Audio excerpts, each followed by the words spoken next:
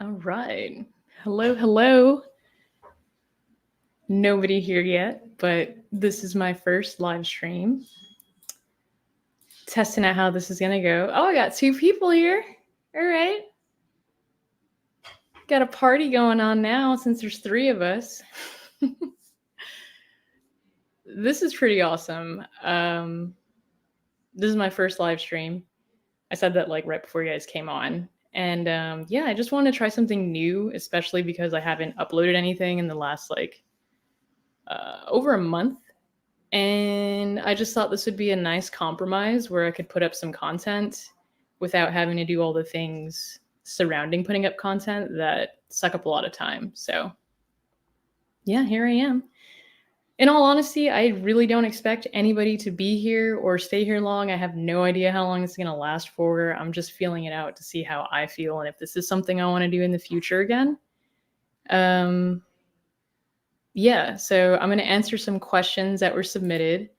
I have a little outline of what I want to talk about. I think I titled the stream something about like, basically, I want to just talk about life after quitting my job.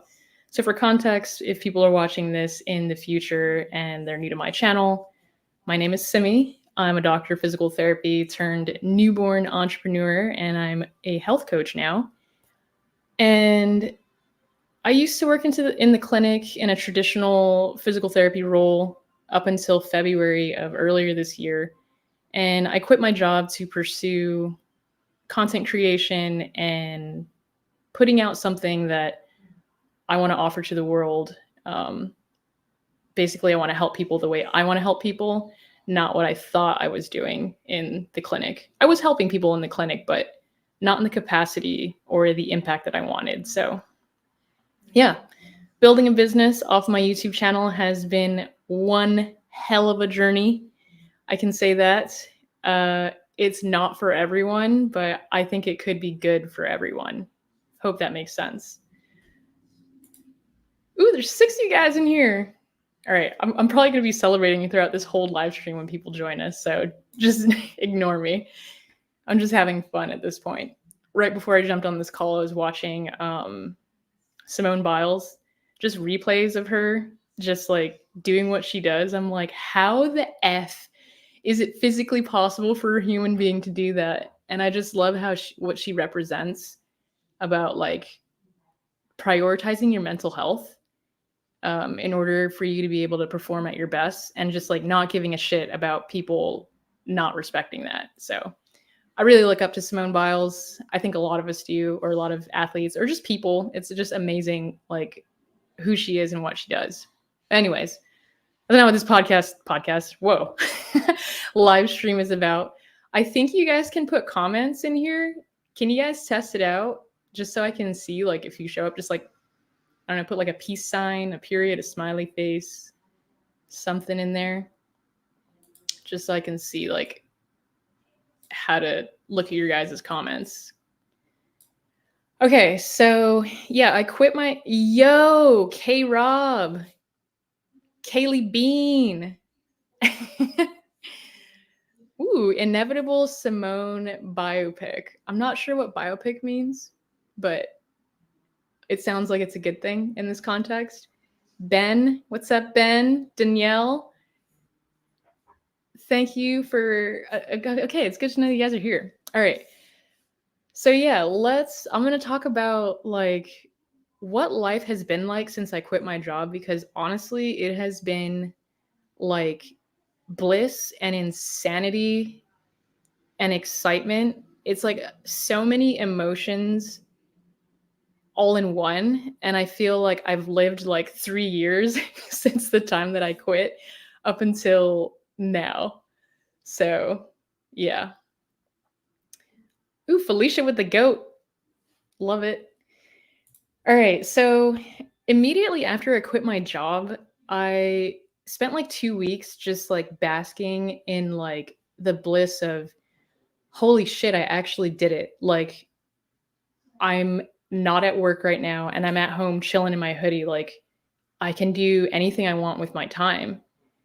And that was super awesome because I felt like free. But it only lasted for like maybe 2 weeks, week and a half before I was like, all right, I need to buckle down, get my shit together because like this is doing nothing is not what I want to do. Like creating and making an impact is what I want to do.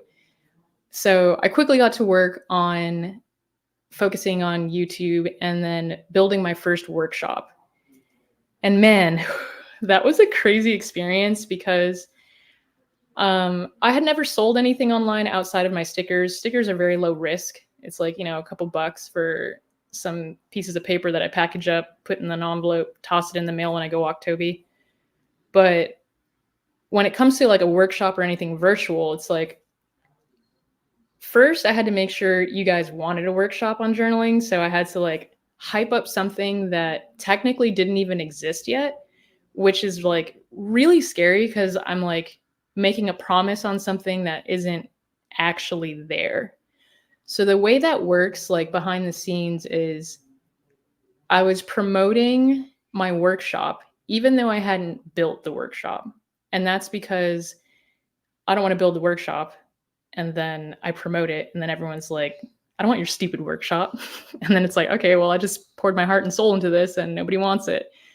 So once I saw the hype and the demand and the excitement and support around like, hell yeah, I want this or whatever, I was like, cool, green light, go. And learning how to do the technicalities of like setting up the workshop, like having a software to host it and doing all that stuff, the emailing and new subscriptions for everything under the sun was just like, it was really overwhelming and my brain was fried like every day for like 2 weeks. And I was like, holy shit, what did I get myself into? And you do all that hyping and promoting and you're like, oh my God, can I actually do this? And then when it came to actually like performing the workshop or doing the workshop and preparing for it, like honestly, it was like I was like a hot mess. And this was all before I knew I had ADHD. And I was also trying to cope with adjusting from having a routine going to work, like get up, brush your teeth, wash your face, walk my dog, pack my lunch, to just waking up, putting on my hoodie, and it's like, all right, what's first? Because anything can be first.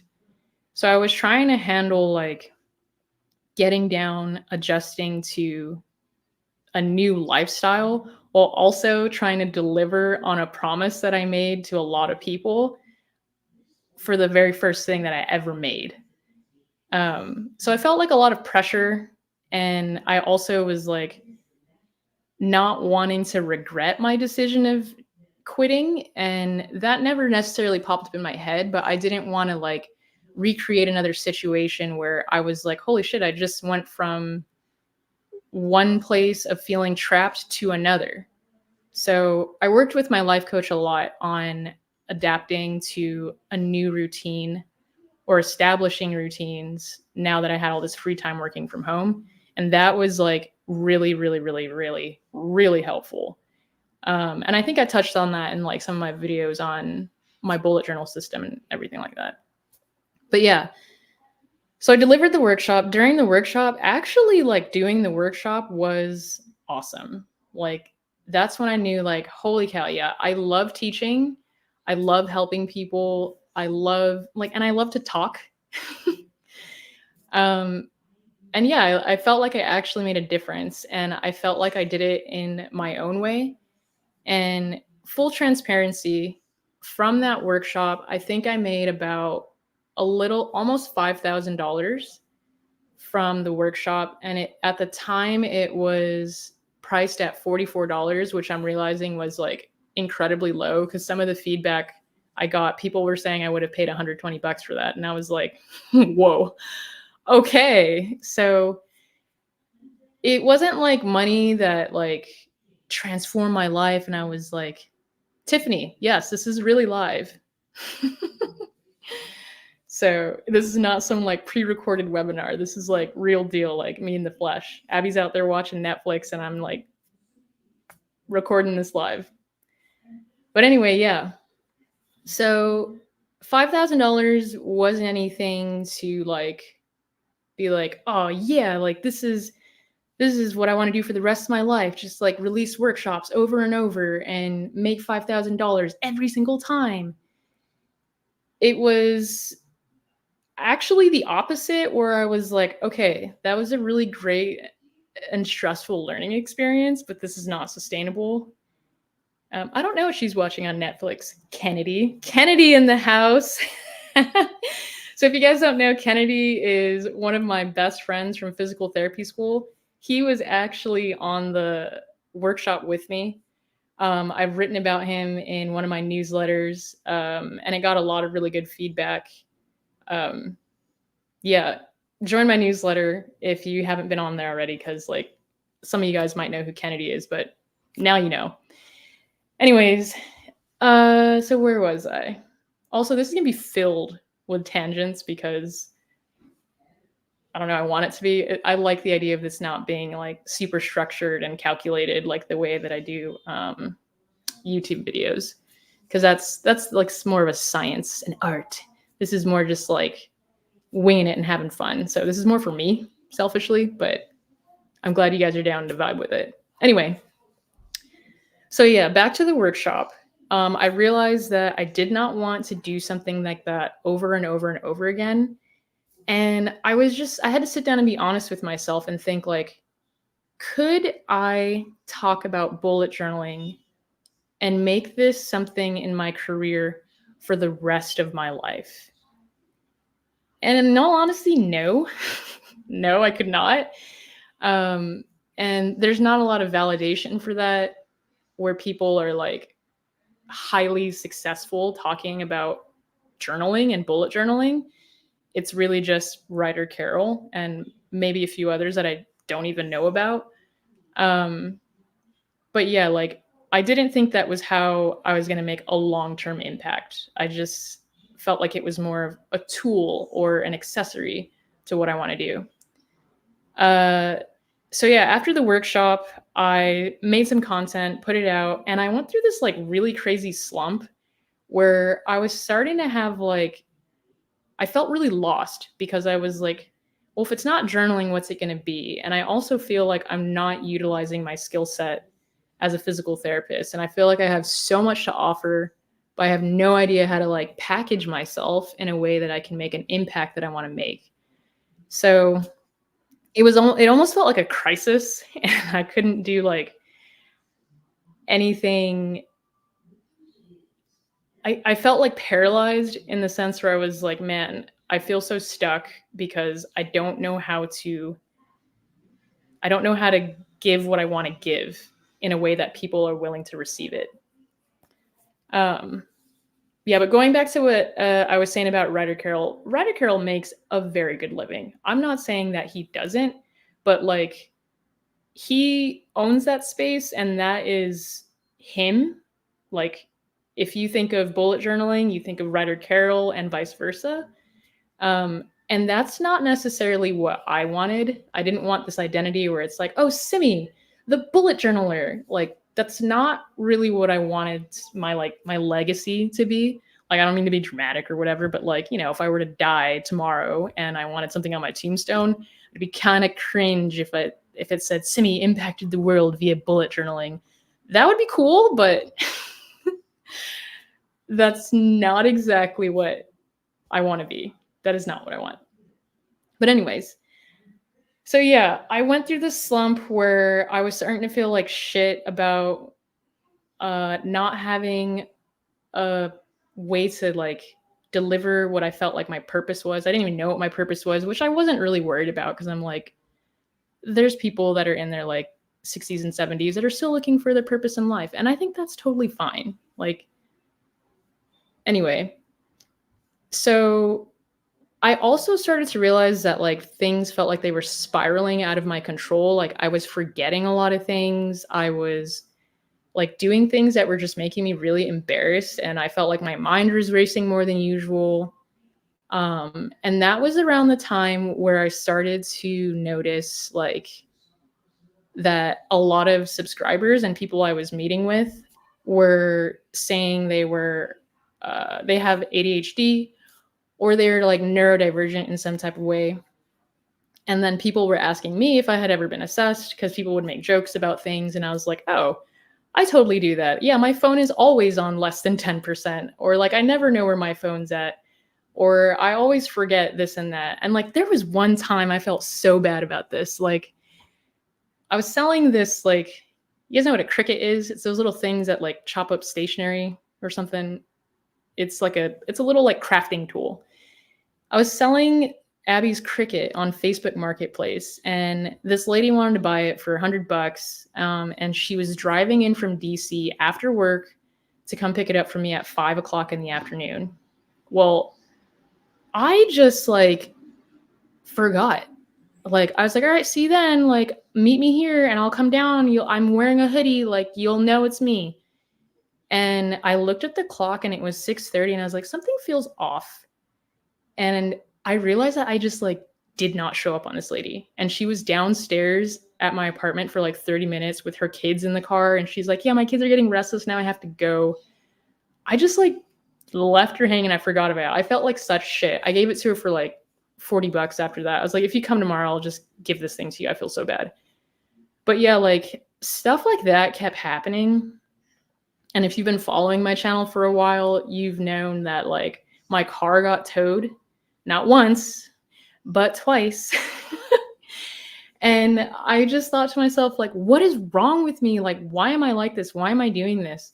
I was doing everything extra last minute. Like, when I put up the bullet journal video, the course on the bullet journal video review, I like really just could not get myself to edit a video. There were 2 videos straight where I was just like,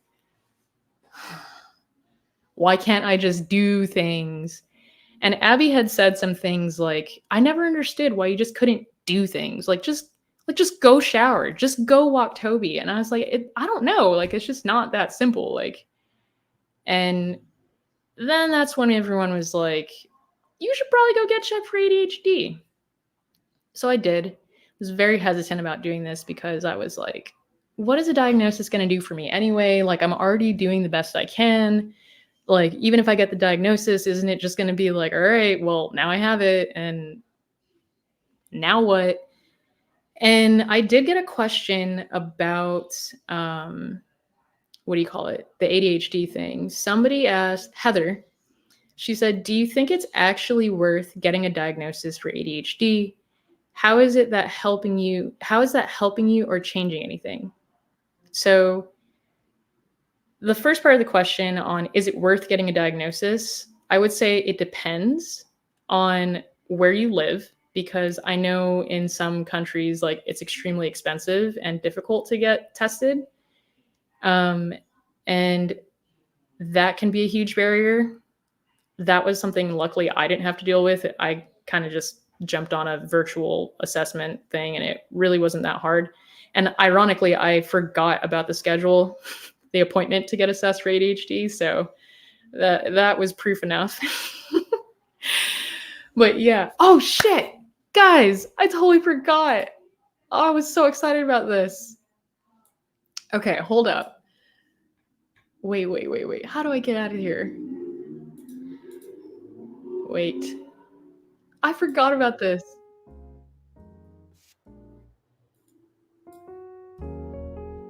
Can you guys hear that? Do you guys hear music playing?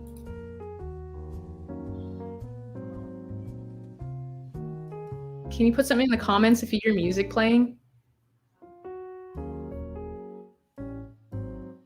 Do you hear the music?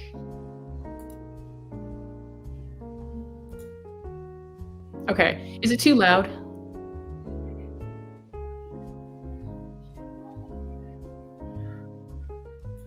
Is it nice enough? Is it comforting enough? Anyway, yeah, I was so pumped about this that I could add like my own kind of music. Okay, I'm hearing yes now.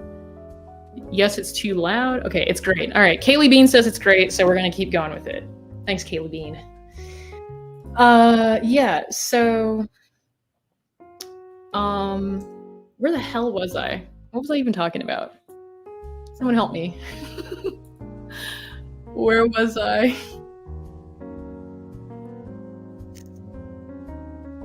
was I talking about? Oh, the question, that's what I was talking about. So like, is it worth getting diagnosed? One, I think it depends on the hoops and hurdles that you have to go through to get diagnosed. In my case, it was quite easy to get diagnosed, so I was like, why not? I should just take advantage of the resources that I have, that I'm blessed to have. And once I got it, initially, I didn't think it helped me because it was one of those things where, like, before the appointment, I had already been like thinking about my entire life and being like, okay, if it looks like ADHD, smells like ADHD, it's probably ADHD. So I had already like kind of convinced myself like, yeah, I definitely have it. But what was scary about that is like, what if I get on this call and she's like, no, you actually don't. And I'm like, okay, well now I'm just broken. That was also a big fear, but it isn't what happened. She was like, yeah, you do. So in the beginning, it didn't really help me, but then I noticed later on, especially now, that it helped me in talking to myself in a kinder way. So before, like when I ghosted Facebook lady, when I was selling her that thing, I totally was like, what is wrong with me? Why am I like this? Like I just beat myself up over it. And I don't know if you guys watched my video on the 24 questions. When I look back at that video, I was like, holy shit, this is just me battling like all this stuff going on with ADHD, and I had like no routines or anything, so all this stuff was just really bad. But in hindsight, I'm like, wow, like I really was trying to shove a square into a round hole. But now, like, when I forget things or do stupid things or go on a tangent or like, I don't know, put something in the microwave and leave it in there for 3 hours, I'm just kind of like, I just giggle at myself and I'm kind of like, damn, gotta keep myself on my toes, I guess. And then especially since now that I know, like, I think the biggest benefit that it's had is it has helped me communicate with other people in a way that keeps that in mind. Not saying that I assume everyone out there has ADHD, but like, put it this way, if you build a ramp and you build stairs, the ramp guarantees that more people who can't use stairs can use it. So why not just build the ramp and include everybody versus just having the stairs and only people who are capable of using stairs can access it. So that's like my idea. It's like, well, if I accommodate for ADHD consciously, then I'm including everybody. So that's how it's like changed my attitude. And I'm kind of like, wow, this isn't actually like an awesome tool. And when I see people struggling with things that I struggled with before, I'm like, I get you. I know why you're hating life right now and wondering why you can't finish anything you start and why everything is like shiny and exciting, but only for like 2 weeks and you forget about everything. And I figured out ways to like sort of channel all of that chaos like stuff into productive ways. I hate using the word productive sometimes because of the like stuff that comes with that word, but yeah, in the end, long story short, getting the diagnosis was definitely worth it and helpful for me, especially in talking to myself more kindly, more forgiving to myself. And yeah, and like, I think it helped with perfectionism as well, because there's that element of hyperfocus. So I'm like, oh, no, now I'm just going down a rabbit hole, tunnel hole. I need to get myself out of this. But yeah, I will show that like I've been taking medications for it. Sometimes I've been trying to figure out like the best time to do that. But the way that I track it, I don't know. Let me see if you guys can see this well. Oh, it won't focus. Anyway, you guys know my habit tracker, right? So I put a dot for supplements, but on the days that I take the medication, I just make that dot a little star. So that way I know, like, oh, that was the day I took the meds. Oh, I see why, like, I was able to get so much shit done was because I took it. So I've been kind of noticing, like, the best time for me to take it is when I have days that are completely empty, meaning like no meetings, no calls, no events, just an open day. Those are the days where I can end up, like, I don't know, down a crazy pointless rabbit hole. So I feel like those are the days I need to stay on track more often. Yeah. All right, you guys have any questions? I'm loving this vibe. I'm actually having so much fun. Oh my gosh. Kaylee Bean says, dude, I'm here for you. Or nope, that's not what he said. That's not what she said. Dude, I'm here for a reason. I can't remember what you were talking about either. Haunted North says, I just realized I was in the middle of a task and decided to get up to trim my beard while you were talking about ADHD, and that's why I'm now thinking about getting a diagnosis. Yeah, that was similar to my story. I would just, like, be doing something and then I'm like, what am I doing, in the middle of learning about ADHD. But can you guys see each other's comments? I'm a noob streamer, so just wondering.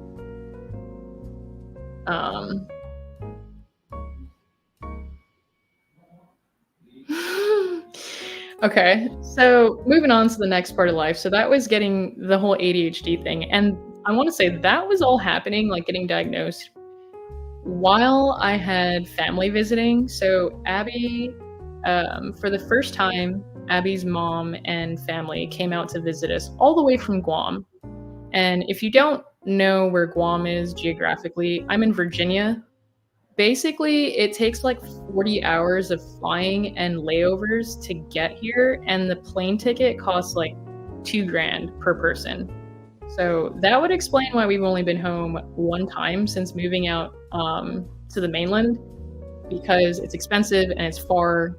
And we've been living out here, I think, for 7 years since moving from Guam. So yeah, her family came to visit and it was a blast. So it was her mom, her 2 sisters, her brother, and then her sister's kid, and then her other sister who lives in Wisconsin, and her 7 children between the ages of 10 and 1, and her husband. And it was a whole adventure between road tripping from here, going to, where'd we go? Ohio, to visit more family that's from Guam living out there. And it was just like, just imagine running on the schedule of 7 tiny children for 30 days straight. So, like, if you can't imagine that, imagine it. That was my life. And that was when a lot of my systems were really pressure tested, because I had finally gotten to a place where I felt like I got a good grip on, like, my routines and everything, despite the random, like, forgetfulness and the ADHD stuff. But once I figured out the ADHD diagnosis, and then started implementing lots of ways to put up, like, guardrails on my life to keep me from, like, you know, veering off track, I definitely, like, was able to see the benefits of the systems that I set up throughout this chaotic time of being with family. Because I wasn't sleeping in my bed. I was constantly going to bed past 2 a.m. and I go to sleep at like 9:30. I ate a shitload of chicken tenders, guys. Like, children love chicken tenders. And I ate so much, like, fries, chicken tenders, like, you know, just stuff that kids like, noodles. So yeah, trying to keep up with, like, my health, like going to the gym and making sure I'm taking my probiotics, or sleeping well. Like, I realized, like, there was always some sort of baseline, and especially, like, journaling. So right before this all happened, I had a video that came out about like my 6 systems for journaling, where I have like 6 systems and I use them all together, and that was really working well. Well, it turns out like it doesn't work well when you're in that situation with 7 kids and like a lot of family and spontaneous events that can happen from 0 to 100 every day, all the time. But yeah, so I realized during that time, I basically stuck to the bare bone structure of everything that gave me energy and life. So like when it came to my bullet journal, I would say I only used 3 of the systems out of the 6. And those would have been the good old, like, this thing, what's it called? My daily highlights calendar. This was like the fallback. I really did not have the brain capacity to use it in any other way. And this is like, honestly, I use this to help me know like what day it was, like when my period was coming. Sorry, overshare, but yeah. Or even my habit tracker, I was able to see like this thing. So I track my how often I work out and eat out. I did not track how often we ate out because I did not want to see like the number go all the way to 20. So I was like, F it, we're on vacation. If I track eating out, I'm gonna have like 30 days of eating out there. So I just didn't track that. And the working out thing, I still tracked that because I noticed like I did a lot of sitting because we sat in the car a lot driving around, and like I guess just when you're in your 30s, you just get stiff as shit. Like my back was like stiff more often, and it was because I was going more than like 2 days without working out. So I managed to fit in stuff like I just looked up like a Planet Fitness, and I was like, hey, I'm gonna go around the corner of the gym, and I just made it work. Because it's what I knew my body needed because I wasn't feeling good. And the kids always wanted to be like, carried, piggybacked, whatever. But yeah, so I realized the importance of having like a system and then having like the bare bones minimum system that gives you like the most energy. Maybe not just energy, but also like routine or organization in your life. Almost like it grounds me. Like, yeah.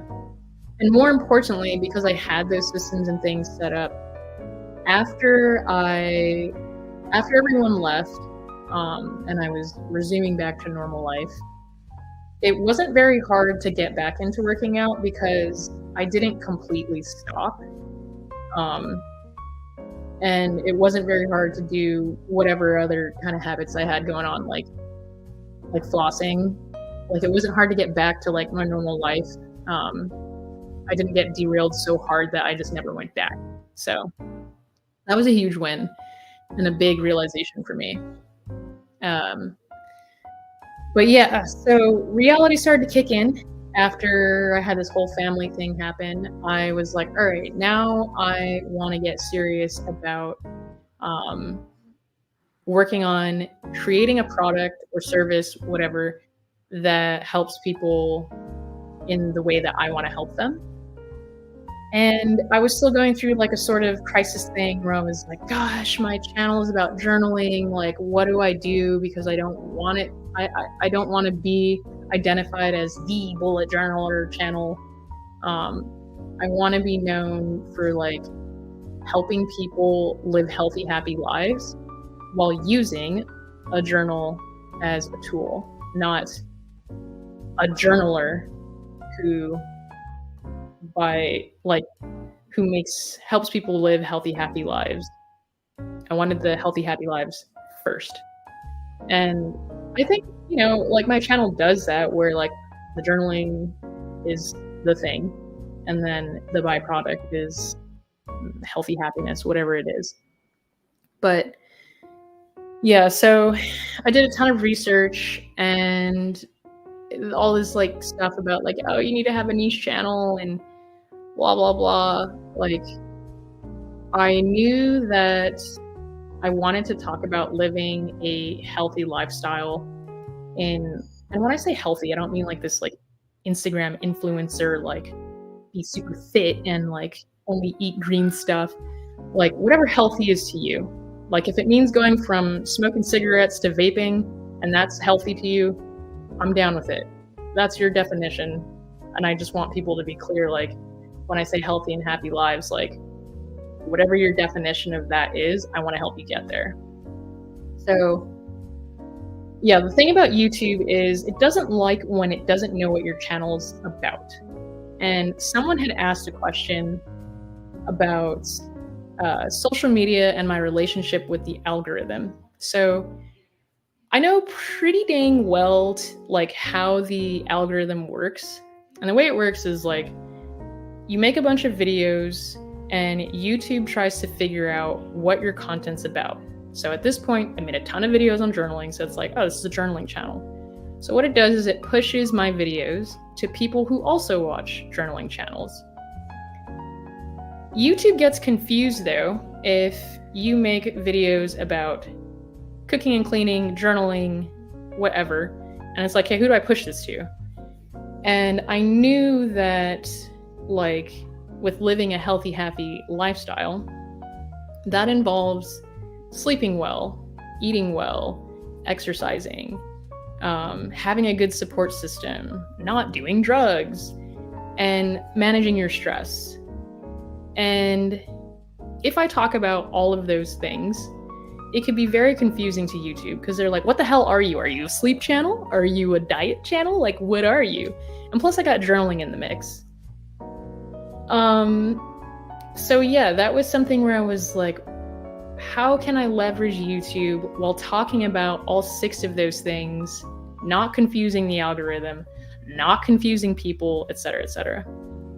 And then, this is like a really crazy tangent, but the whole point of this is like, basically I found my purpose.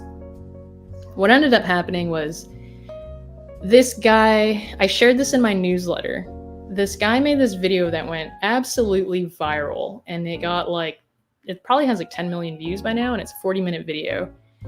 And it's a neurosurgeon who basically had this realization that doing surgeries on people's spine wasn't doing what he thought, which was relieving suffering and helping people. Because like a third of those people would get better, a third of those people would stay the same, and a third of them would get worse. And he was like, why is this the case? And in the video, he talks about how his friend says, yeah, no, this is what our job is like. Think about like a leaky roof analogy. It was a leaky roof analogy. So you have a house, the roof's leaking, and it's messing up your drywall. You go in and you fix the drywall, and then maybe like 3 months later, the drywall gets messed up again. Why? Because you didn't fix the leaky roof. So he realized that as a neurosurgeon working on people's spines, he was replacing drywall and not replacing the leaky roof. And this is not to say like his entire career is useless, but to him, his realization was that he wasn't doing what he thought, because we need neurosurgeons. That's not something that I'm saying we don't need. But for him and his values morally, he thought he was doing something that he wasn't for 9 years straight. And that kind of killed me because I kind of felt the same way. I saw that very early on when I worked in the clinic. Like, people would come in to get work, like treatment for back pain or whatever, not realizing that their back pain is directly related to their job and nothing to do with stretching more or whatever. So yeah, like that was not news to me, but hearing this guy have this realization and go through this processing, like up in the mountains after he quit his job, and then seeing the impact that it had on like 10 million people was like, thank God that this video came out, because so many people need to hear this. Now, the problem was, even though I already knew what he had realized in the clinic, I was like, okay, so now what do we do? How do we convince these people that like fixing the leaky roof involves living a healthy, happy life? And that's when I was like, I got validation for what I wanted to offer. So like, please don't be turned off by this. This is like not a promo for my like service or anything. This is literally me just telling my story from when I quit up until now, and basically like realizing what I can do for the rest of my life. Like I finally found something that I will never shut up about. Put it that way. So anyway, I go into this guy's, the comments, this viral video, and I go into the comments and I start reading them, and it's just like, it's a bunch of healthcare professionals that have already had this realization that this neurosurgeon had. And I'm just like, wow, this is so amazing. And all of those people had the same story. They got into healthcare to help people. They realized they weren't doing it the way they wanted to or having the impact that they wanted. So they quit their jobs and they went out and they did something else. Whether something else was fishing in a lake and enjoying the rest of your time and doing something super chill, or they built like their own business. And there was one comment in particular. It was a dentist who quit his job when he realized this, because like people were coming in with like really, I guess, gross mouths and oral diseases and, you know, like throat cancer, whatever. And he quit his job as a dentist, and then he found lifestyle medicine. And I was like, oh, lifestyle medicine? What's that? Is this some like hippie voodoo stuff? Anyway, yeah, so I clicked on that link and I found exactly what I wanted to offer and what I wanted to make my channel. And I was like, holy cow, lifestyle medicine is what I have been preaching the last like 3 years of my life. And it's all those 6 things about stress management, physical activity, diet, etc. So I was super excited to know that there is an actual health certification and an entire thing of professionals that are practicing a legitimized area of medicine with tons of research in it. It's just the problem is most people are like, I'd rather take a pill than live a healthy lifestyle. And like, we do need medications. I'm not saying we don't need them, but it's like the mindset behind how to get healthy. Like, people want to do the easy thing, or do you have something done to them, like be given medication, have a surgery to relieve themselves from suffering, when they might have the capacity to relieve it themselves. So, all that to say, I was like, all right, do I make a completely new YouTube channel? Because now I want to talk about this stuff, and my channel is about journaling. And I know people love the journaling stuff. And I sent out an email on my newsletter asking to help me to make this decision. And that was the most replies I'd ever gotten on a newsletter email before. Like, people really weighed in, and a lot of it was really helpful and good. Like, I would say like almost all of it, like 100% of it was really helpful information. And the key takeaway was to just, they were like, no matter what this is what I think you should do. So they would say whether I should start a channel or not, a new one or not. And then they would say, but at the end of the day, be yourself. And I was like, you know what? I guess it doesn't matter. But there was someone that said in one of the newsletters, I wish I knew which email it was. I should have saved it or like pasted it on here to read for you guys. But they said like, the new offer that I have is about like establishing healthy routines and creating a healthy lifestyle so that you can do the things that you want to do and like not be stuck in a world of chaos and stress. And this person said, you know, like if you look back at your YouTube channel now, you can see your progression to where you are now, like my real life story, where like I have a video where I go through burnout, and then I talk about getting out of burnout, and then I talk about like the quitting my job, and then, you know, sprinkling the bullet journaling things in there. So like I realized that like I was living out my own product, if that makes sense. And I was like, oh wow, like this is evidence that I have been through this journey and I know what it takes to get to where I am now.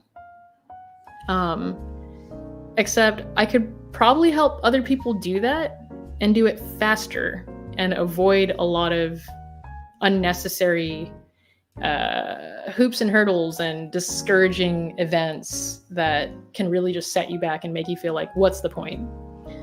But yeah, so all of those comments, that guy's video, it basically just validated what I want to do.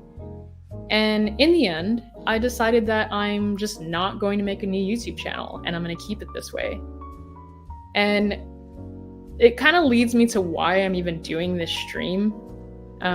Because part of the reason why I haven't been on YouTube for a while is because I want to focus on one thing at a time, because you just dilute everything if you don't. And I wanted to focus on building that offer. So I've done it. And I was like, okay, I want to go back into making content, but I still need to deliver on the offer and like create the whole curriculum and like make sure this thing is bad ass. Like, I don't like anything to my name being trash. So I want to deliver on that.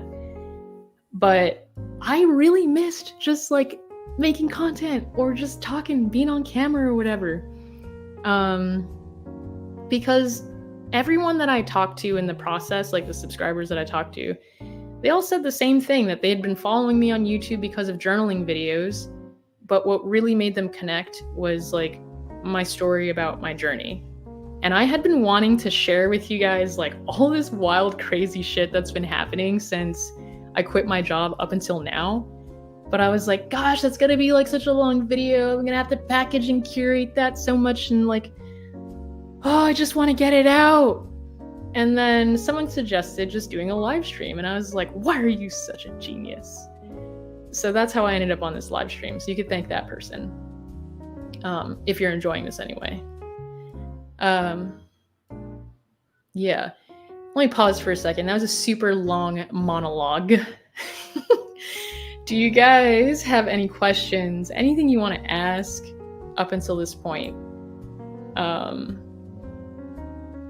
Tiffany is sharing some really awesome stuff in the chat.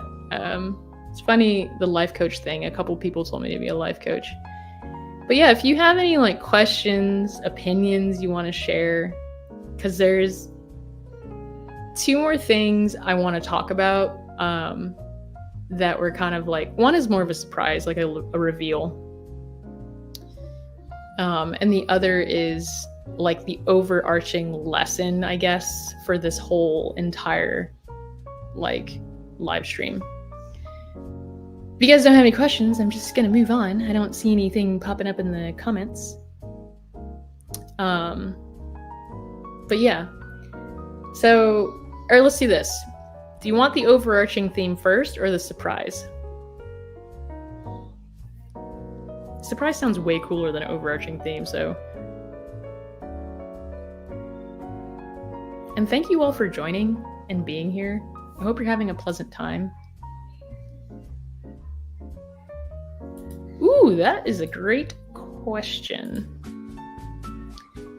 Okay.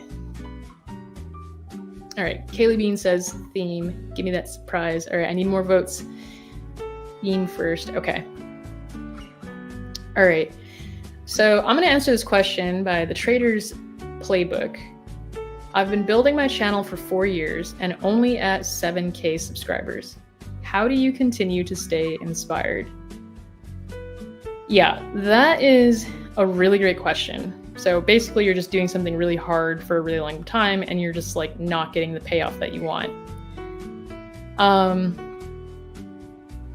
How do I stay inspired? Honestly, that's gonna sound so freaking corny, but it's true and it's why everybody says it, and it's my whys. So the reason why I'm doing this live stream, the reason why I have this YouTube channel, the reason why I want to like make this, I've made the offer that I've made, is because of several reasons. I love helping people, as corny as that sounds. I love helping people and entertaining them. I love making people laugh. I love teaching. So like, and all of those things allow me to do that. And then I think to myself, like, I'm always learning something.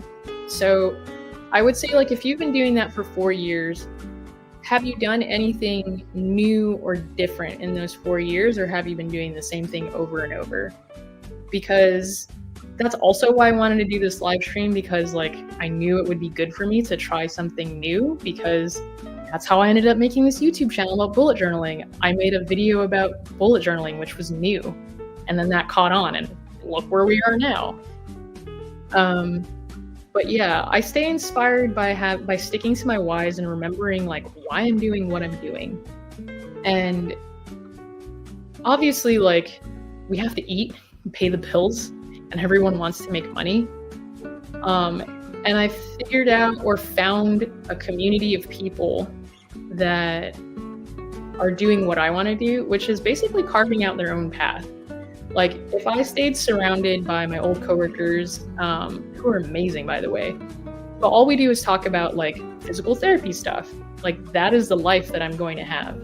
If I want to say I want to be a YouTuber and make a shitload of money like Mr. Beast, guess what? I gotta do the things and be around the people that Mr. Beast is like in doing, whatever he's doing, which is not something I want. Like, I don't need 1 million subscribers. I like my little corner on the internet, like all 22 of us, just like having a nice chill time. Like, I know exactly what I want, and that's the why that like pushes me to get there. So I'm like, okay, how can I monetize my skill sets and my content, but in a way that's authentic and fun and everybody wins? Why do I want to do that? Because I want to make loads of money, and I want to have loads of impact and help a shitload of people, but I want to do it without killing myself and being miserable. So I know that was a super long-winded answer, but I totally feel the whole thing about being paid $100 in the 4 years. Like, honestly, I think my revenue for YouTube is probably like $70 right now. But I have seen the cycle of some of my favorite YouTubers go through with trying to just push content for the sake of pushing content to feed the algorithm and get views and make income so they could pay their bills. And I was like, hail to the no. I do not want that life where I'm depending on YouTube AdSense, the algorithm gods, to determine my income every month. That was not a life that I wanted. Some people love that, and maybe they love the thrill and it's going really well for them. But to be honest, yeah, that wasn't for me. So the Trader's Playbook, send me an email. I'd love to talk to you, because I think I could help you out with that, because I don't want to make this about that whole thing right now. All right, what are we doing? The overarching theme. Okay, I see theme a little bit more. Okay, so the overarching theme with this that I realized is, and something that I could not get away from or ignore, and that I had to learn to be best friends with, is fear. Everything that I have done up until this point, quitting my job, was effing scary. Not having a stable income, effing scary. Having to like figure out how to monetize my channel without like feeling like a sellout or being a sellout and worrying about other people's opinions. It's all fear, fear, fear. And like, ironically, before I even got up on this stream, I almost canceled this stream because last night I went to go post an announcement saying like, hey guys, stream tomorrow, woohoo! Because my naive ass was like, oh yeah, how hard could it be? You just go up there, plug your camera in, hit like go live, and we're live. But you know, that's part of the ADHD thing, is like everything is last minute. This was me like 9 o'clock last night being like, oh yeah, I should probably look into how to stream since I'm doing that tomorrow. And when I got up there, I realized like it was a whole thing where it was like, you have to use a streaming software and like all this crazy shit. And I was like, what the like, I was supposed to go live tomorrow and I don't know how to do any of this stuff. Like, oh my God. I was like, I don't want to cancel because everyone's going to be like, oh, she chickened out. Or like, basically, fear took my brain over last night. Had a little bit of like, not a panic attack. That'd probably be dramatic saying that. But yeah, fear shoved its foot up my ass real good. And I was like, dude, holy cow, this sucks. Like, I actually did post on the community the reminder, and then I deleted it after I realized like I was not prepared for today. And yeah, so like then I went to bed and I could not sleep. My mind was racing because I had not decided. I was like, do I cancel the live and reschedule it, or do I just like say fuck it and sorry for my language, everybody, but do I say F it and then just get on the screen and use my stupid little webcam? And I was like, gosh, I feel so like shitty doing that because I don't like anything like of poor quality being attached to my name. And you guys, I know you guys love my videos and my editing and all that stuff, and to show up on a webcam, come on, like you might as well watch me on a potato. So thankfully, one of my YouTube friends was like, oh, just use StreamYard. This is not a plug for StreamYard in any way, shape, or form, but basically, I just had to use StreamYard, plug my camera in, and then it set everything up. It was so easy. So all that drama for nothing. And here I am now, and I'm having such a great time. But to get here, it was super freaking scary. Like, building my offer and launching it and selling it, super freaking scary. Like, somebody made a comment like, it seems super shady that you don't have the price up here, and I'm like, this is what I didn't want. I don't want people thinking I'm an evil person trying to make a living on YouTube and getting greedy. But like, honestly, you have to like, if you really want the things that you want in life, the thing that you are the most scared of is the thing that you have to do. Hate to break it to you, but like making the decision to pivot my channel into more lifestyle health related content, making the decision to go on camera. Like, once upon a time, my videos were mostly voiceover, and I filmed myself, but I never filmed myself actually talking to the camera because I was scared. And then I started doing it, and I was like, I'm scared of what people are going to think of me wearing this hoodie. And I did it anyway.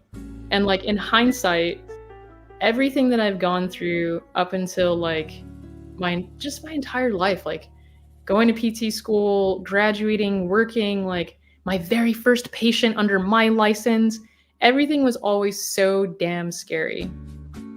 But it was always the right thing to do. And in my gut, it was almost like fear is almost like the universe saying like, how bad do you want it, bro? Huh? How bad do you want this life that you're dreaming of? And yeah, fear is like that person in the room where it's like, listen, I'm moving in, whether you hate it or love it, because I'm going to be here for the rest of your life. And you can either stay in your room or hang out. What's it going to be? But if you hang out with me, you can have everything you want. And what's crazy about this is like, the neurosurgeon guy, he had a follow-up video to his breakout million viewed video. And in the video, he talks about how he was shoving fear fear and another emotion, pride. Oh man, don't even get me started on pride.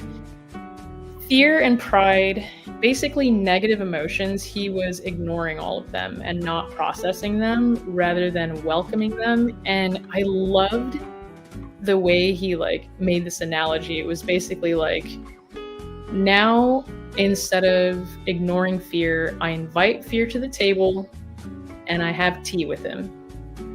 And I was like, oh, I like tea. And also, yeah, I need to do that, because the things that I'm always scared of doing end up being like such a great time. And I'm like, damn, I almost canceled this live stream because I was flipping out about like, I don't know, stupid, unnecessary drama. But yeah, like the things that you're scared to do are the things that you probably need to do the most. And it's just like your gut reaction telling you like, your body wants to protect you naturally. It's like, no, don't do that. It's scary. But that's the thing. That's probably the thing that's like the key. So anyway, yeah, that was the overarching theme of my life, was do scary things, things that bring you fear, conquer those things, and you start to build up this muscle of like confidence and familiarity, where you're like, oh yeah, I've been in this situation before, I recognize this feeling, and this is good for me because it makes me more resilient. So that's the overarching theme, guys. Thanks, Sasha. Sasha says, by the way, cool hoodie. I guess I'll reveal to you guys, because I don't know if anybody is going to make it past the end, to the end of this video, because it's so damn long, why I wear this hoodie all the time. I'm from Guam. It's hot there, so I get cold easily. I wasn't used to cold temperature in winters. And basically, Abby and I would fight over this thermostat temperature, because it was always just too cold inside, because if it's winter, I was an icicle. So she found these hoodies at Costco, and she bought them. They were, fun fact, one of the hoodies was actually for her, and one of them was for me, but it was too hot for her, so she just said, have them both. And I wore them every day, all the time, because it's just like, it feels so good. I can't even explain it. And then getting dressed up for YouTube videos, honestly, after you like go through the ideation process, make a thumbnail, write a script, film it, edit it, type your little description and publish it and all that shit, the last thing you want to have to worry about is like how you look on camera. And yes, I know it's great to look presentable and like it can boost your confidence if you're dressed appropriately, but honestly, I am the most confident when I am myself. And I am myself when I am in this hoodie. The end. Like, so that's why I'm always in this hoodie. And I was like, dude, who do I think I am wearing this hoodie trying to like change the world? But I'm just like, it's just me. Like, then I gotta fix my hair, and it's just like I gotta choose an outfit. It just eliminates decisions and it just works. But yeah. All right, that was getting unnecessarily long at this point, and I'm just having too much fun and being selfish. I appreciate all 25 of you, 23 of you. I appreciate all of you guys being here and indulging in my first live experience. Yeah, shout out to you guys. And now for the surprise. So, of course, I have to go on a tangent before everything because ADHD, and I love talking. So, Abby's in the military, and we're both from Guam. And we were only stationed in Arlington, Virginia for 3 years, and our 3 years is up. So, when we went to Guam to go visit, everyone was like, we were supposed to be getting our new station like within a year and a half.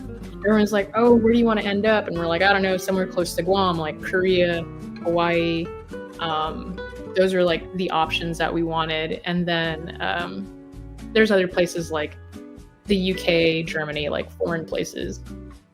Then there were also places like North Dakota. No offense, North Dakota, but like I just got done saying that I'm cold all the time, so yeah, no. But yeah, in my journal, not this journal, but like one of my first journals, I had wrote on the very first line after we got back from Guam, I was just basically practicing gratitude and being like, wow, I'm so thankful for this like awesome trip that I got to have going to Guam. And then I wrote, wouldn't it be crazy if we ended up in Hawaii? Then I read this book, Manifest. Keep it on my desk. I've talked about it and plugged it in a whole video. Top 3 favorite books. Changed my mindset like a mother beep. That book talked about putting what you want out in the universe, basically, and letting it go. And Abby came home one day and she was like, hey, I actually have the opportunity to apply for jobs instead of just like making a wish list and then hoping. And she's like, I could actually apply for a job in Hawaii. But if I do that, then we lose all control of where we end up. It's just the way that her thing worked, her internship thingy. So it was either, basically what she was saying was Hawaii or nothing. And I was like, when are we ever going to get the opportunity to move to Hawaii again? Like, we'll be close to home, 1 plane flight away, we'll actually see family, we won't have to deal with winters. Yes, I know it's expensive, but it's also really expensive here where we're living. Just do it. And so she applied. And like, I had gotten maybe halfway through the book Manifest. And all I thought of and all I put out in the universe was like, I want to get Hawaii. But if I don't get it, if we don't get it, that's fine. That's fine. I told my patients at work about it and they were like, I'm putting out good energy for you to get Hawaii, Hawaii, Hawaii. Sure enough, 2 weeks later, she says, I came home from work and she was like, we got Hawaii. So yeah, that's the big surprise. I'm moving to Hawaii and we're moving in 15 days. So everything you see here will no longer be, I have no idea where we're living. We're going to be staying in like a hotel on base or something. But yeah, like Toby is being shipped next week, Friday. We're getting on a plane on the 17th and the movers are coming in 5 days to collect all of our shit. And my entire life is going to change. And I've known about this since, I think, January. And I remember, I think in my January setup, I talked about the reason why I chose this book or this color for my journal, because I normally pick black. And I chose green because I was like, this year is going to be a huge year for a lot of change. And because I knew I was quitting, I knew I was moving, and I just knew the future had some crazy shit in store for me. And I wanted this green journal to, I also wanted it to be, the theme of the year to be to focus on my relationship with money. And green reminds me of money. And yeah, I even have like on my screensaver, my little paper airplane money thing and the mantra, money is coming. And I can tell you now that like, I am so excited for everything that's coming. And yeah, like, it's kind of unbelievable what has happened in literally just 7 months. Again, like I said earlier, it feels like 3 years went by. But yeah, it's been such a wild ride, but I feel like the amount of growth that I've experienced, I just like I cannot wait to start making content again and share that with people, because I think more and more people are starting to realize like it doesn't have to just be what it currently is. Like, you can take control of your lives like a lot easier than you can, and anything can happen, especially after the pandemic. So yeah, thank you for all the love in the comments. Kaylee Bean asked, did this factor into quitting then? Or had you already quit when you got the news? So the whole quitting thing started back in November, before I knew that we hadn't even picked Hawaii at the time. So we didn't know. I didn't know. I just knew I wanted to quit my job because basically what happened was I went part-time because I wanted to commit more time to YouTube. And in this process, I discovered a YouTube group that opened my mind to possibilities beyond like anything I could ever imagine. And I wrote about it in my newsletter, a PT that I had met, that basically she was running her own clinic all by her freaking self and making multi-six figures, but only treating 3 times a week? 9 patients? It was insanity. Anyway, my mind had been exposed to new ceilings. It was like the whole sky's the limit thing. And I was like, I think I want to do this. I want to commit to this full time. So this exposure made me realize, like, if I want to have the impact I want to have, I can't be in the clinic. I can't be treating 2 people at a time. So I quit, or I told my boss in November that I was going to quit on February 29th. I gave myself 90 days to kind of process that whole thing and make the adjustment of leaving out on a good note, and also to prepare myself mentally, like, all right, I have a quit date, no going back. So I didn't know we were going to Hawaii. I didn't know we were going to Hawaii until maybe like January. So Hawaii didn't have a factor to do with quitting, but it was a great reason at the time. People were like, oh, when are you moving to Hawaii? Like all the patients. And I was like, oh, August. And they're like, why are you quitting now then? And I was like, because I want to just enjoy the area and start working on building a business off my YouTube channel. And that's what I did. So it just gave me time to do those exact things. I got to see family. I saw more family in this last year than I had seen in the last like 6 years combined. That sounds really bad, but it's the truth. Like, because of going to PT school, honestly, when I was in PT school, like the only time I saw family was when like my people died. Otherwise, you weren't going to weddings and you weren't doing like random family vacations. And working in the clinic, it was really tough to like see family too. So yeah. Someone asked a good question about the hoodie. Oh yeah, what will you replace the hoodie with in Hawaii? So I've been thinking about this because right now it's summer and it's 98 degrees right now. And I truly look like a psychopath, like walking Toby in this, and it like gets sweaty really fast. I'm not sure what I'm gonna replace the hoodie with. Like, what do you guys think? Like, I think I could still wear it indoors because like right now it's freezing in here because Abby's out there watching Netflix and it's cold. But yeah, like I've been thinking about that too. Like, am I still gonna like rock the hoodie since, you know, there's no winters, or am I gonna find some other like thing to wear? I don't know. We'll see. But otherwise, I think I'm quite satisfied with this conversation. Thank you again for being here. I can't believe like some of you guys sat through all of this. I'm gonna upload this to YouTube and see what happens. But yeah, I had a great time. I don't know why I was scared to do this. Yeah, Trader's Playbook. You can find my email in the About section of my YouTube channel. Just copy paste that, send me an email. I'd love to chat because I know the feeling. Anyways, all right, guys. Don't know when the next video is. I might just do another live. We'll see how it goes because this was pretty chill. This was super easy. So yeah, and it'll be more structured. Like, I want to give more value rather than just like blabber about myself and my life. Yeah. All right. Thanks for being here. Love you guys. And until next time, PCYL.